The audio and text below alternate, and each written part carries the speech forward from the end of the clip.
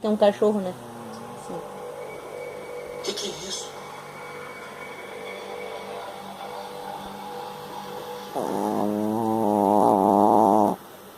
Vocês vão prender ele? Eu vou entender isso como não. Então, até poder provar que ele fez alguma coisa, deixem meu filho fora disso. Vem, Lucas.